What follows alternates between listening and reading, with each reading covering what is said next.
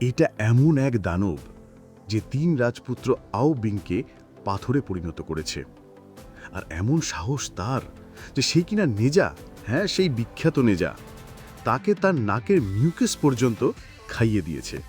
হ্যাঁ, খাওয়ার পর কি হলো জানেন? নেজার পাথর হয়ে যাওয়া হাত আস্তে আস্তে স্বাভাবিক হয়ে উঠল। তারপরে দানব বলে উঠল, বাইরের দিকে লাগালেও একই কাজ হয়। আর তখন নেজা সেই তরল আউবিংয়ের সারা গায়ে মেখে দেয়। দেখতে দেখতে দুই শত্রু একে অপরের বন্ধুতে পরিণত হয়।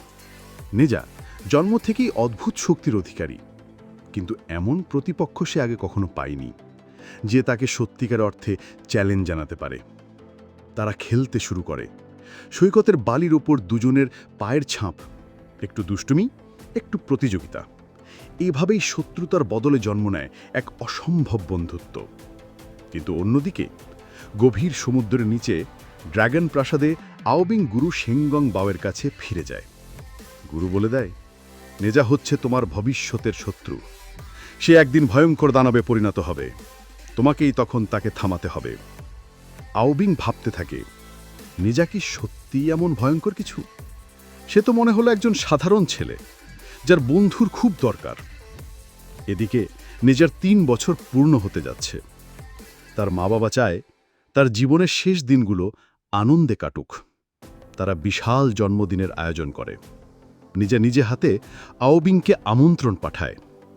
কিন্তু ওদিকে ড্রাগন রাজা সবাইকে বলেছে তাদের দেহ থেকে সবচেয়ে শক্তিশালী আঁশ ছিঁড়ে ফেলতে, আর আওবিংয়ের জন্য বানাতে ওয়ানলিং গিয়া, এক অজেয় বর্ম, যাতে বজ্রপাতের দিনে নিজাকে ধ্বংস করা যায়। নিজা জানে না তার জন্য কি অপেক্ষা করছে। জন্মদিনের দিন সবাই হাসছে, আনন্দ করছে, কিন্তু তার নিজের মনে জেগে উঠেছে ভয়ঙ্কর সন্দেহ। সে বুঝতে পারে তাকে আসলে প্রতারিত করা হয়েছে। সে ক্ষিপ্ত হয়ে পড়ে, খুলে দেয় কোয়ানকুন রিংয়ের মোহ, মুক্ত করে দেয় নিজের ভেতরের অন্ধকার মৌমারকে।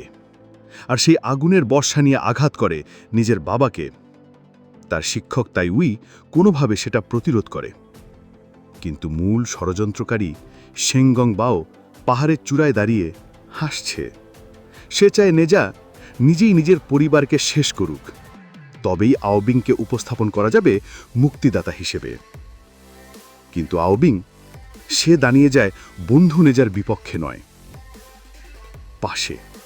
সে গুরু শেংগং বাবের কাছে কাঁদতে কাঁদতে বলে, আমাকে শুধু একবার ওদের রক্ষা করতে দাও, এই বন্ধুত্বের ঋণ শোধ করতে দাও।